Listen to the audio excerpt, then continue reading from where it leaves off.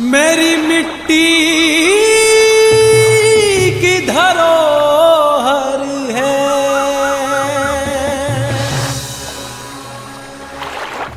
नर्मदा नदी की उत्पत्ति को लेकर बहुत सारी कथाएं पुराणों में मौजूद हैं, जिनमें से एक कथा है, एक बार भगवान शिव कैलाश पर गहन गंभीर ध्यान लगाए हुए बैठे थे।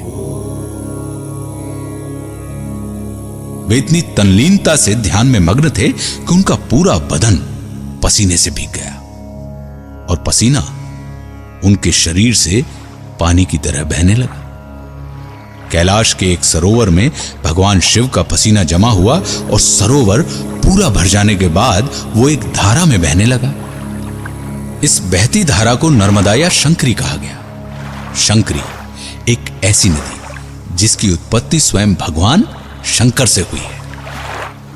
इसलिए आज भी नर्मदा के पानी में मौजूद हर पत्थर को शंकर माना जाता है।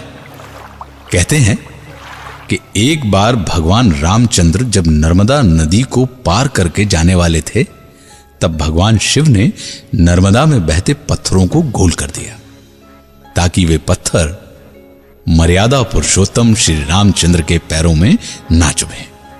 और तभी से यह कहा जाता है कि नर्मदा के कंकर उत्थे शंकर। लेकिन इधर जन्म के बाद से नर्मदा कैलाश में ही रहने लगी। ठीक उसी समय राजा पूर्वा महर्षि कपिल के आश्रम में पहुंचे और उन्होंने अपने मन में मौजूद शंका को दूर करने के लिए महर्षि कपिल से पूछा। प्रणाम मुनिवर। प्रज्ञावान भव राजन, कहिए किस प्रयोजन हेतु आपका आगमन हुआ है? आपके मुखमंडल की कांति बता रही है कि आप किसी गहन चिंता में रत हैं।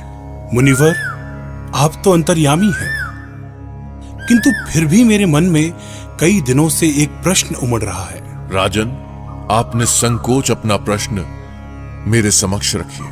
मैं यथासंभव उसका उत्तर देने का प्रयास करूंगा। हे मुनिवर, मैं एक राजा हूं और राज कार्य को भली भांति चलाने के लिए, प्रजा को सुखी एवं संतुष्ट रखने के लिए एक राजा को रात दिन चिंतन करना पड़ता है और उन्हें सुखी रखने के इस प्रयास में उससे कई पाप भी हो जाते हैं। ऐसे में मेरा मन अब अशांत और उद्विग्न रहने लगा है। तो हे मुनिवर, कृपा कर कोई ऐसा सरल उपाय बताएं कि कैसे मानो बिना कोई तपस्या, यज्ञ या हवन किए अपने पापों को निर्मूल कर सकता है और मुक्ति प्राप्त कर सकता है। हे राजन, आपको साधुवाद कि आप इतने चिंतनशील हैं और आपने बहुत ही सुंदर और महत्वपूर्ण लोक हितकारी प्रश्न किया है। सुनिए राजन, बिना जप तप किए, बिना पूजा पाठ, यज्ञ हवन और तपस्या किए पापों को निर्मूल करने और मुक्ति प्राप्त करने का एक सबसे सरल उपाय है। पुण्य सलिला, पाप नाशिनी, मोक्षदायिनी मां नर्मदा के जल में स्नान करना। हे मुनि श्रेष्ठ, कृपा कर बताएं, इन पुण्य सलीला मां नर्मदा का उद्गम स्थल कहां है? हे राजन, मां नर्मदा का अवतरण और उद्गम अभी पृथ्वी पर नहीं हुआ है। वो तो शिव के लोक में निवास करती है। भगवान शिव के स्वेद से उनका जन्म हुआ है। तो फिर उन्हें पृथ्वी पर अवतरित करने के लिए क्या करना होगा भगवान? उसके लिए आपको वही करना होगा राजन जो राजा भगीरथ ने किया, यानी तपस्या। इस लोक हितकारी कार्य हेतु आपको भगवान शिव की तपस्या कर उन्हें प्रसन्न करना होगा। इस तरह महर्षि कपिल ने राजा पूर्वा को बताया कि एकमात्र भगवान शिव को संतुष्ट करने पर ही नर्मदा को धरती पर लाया जा सकता है। यह बात सुनकर राजा पूर्वा भगवान शिव की तपस्या में लीन हो गए। उनकी तपस्या से संतुष्ट होकर एक दिन भगवान शिव प्रकट हुए और बोले, अपनी तपस्या को विराम दीजिए राजन। आपकी तपस्या पूर्ण हुई। कहिए, किस अभीष्ट के प्रयोजन से आपने यह कठिन तपस्या की? हे देवादिदेव, मां नर्मदा शिवलोक यानी आपके लोक में प्रवाहित होती हैं। मां नर्मदा के पृथ्वी पर अवतरण के प्रयोजन से ही मैंने आपकी तपस्या की है, जिससे मानव मात्र अपने पाप, दुख और दारिद्र्य से मुक्त हो सके और प्राणी मात्र का कल्याण हो सके। तथास्तु। और फिर मां नर्मदा के पृथ्वी पर अवतरण को लेकर तैयारियां शुरू हो गईं। भगवान शंकर ने तो राजा पूर्वा की बात मान ली, लेकिन नर्मदा को धरती पर उतारना बड़ा कठिन काम था। शिव बहुत सोच में पड़ गए। वो इस बात को समझ नहीं पा रहे थे कि धरती पर कौन है जो नर्मदा का आधार बनेगा। तभी नारद मुनि उनके पास उपस्थित हुए। नारायण नारायण, हर हर महादेव प्रभु, क्या बात है?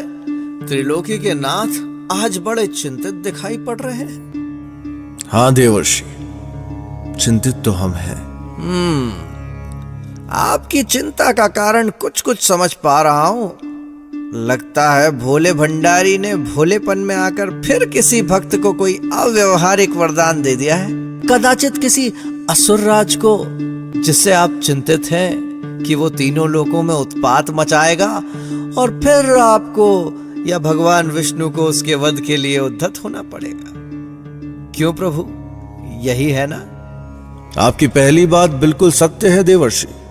हमने वरदान अवश्य दिया है, अव्यवहारिक भी है, किंतु किसी असुर को नहीं, अपितु राजा पूर्वा को। ऐसा क्या वरदान दे दिया प्रभु?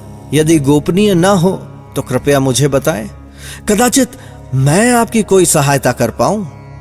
नारद, हमने राजा पूर्वा को नर्मदा के पृथ्वी पर अवतरण का वरदान दिया है, किंतु आप तो जानते ही हैं कि नर्मदा का वेग कितना प्रचंड है। यदि बिना किसी आधार के उन्हें पृथ्वी पर भेजा गया तो त्राही मच जाएगी। प्रलय के पूर्व ही प्रलय आ जाएगा। यदि हमारी जटाओं में हमने गंगा को स्थान न दिया होता तो हम ही उनके वेग को धारण कर उन्हें पृथ्वी लोक पर अवतरित करा देते। नारायण नारायण, बात तो सत्य है प्रभु। वरदान तो आपने अव्यवहारिक दे दिया है, किंतु एक उपाय है प्रभु।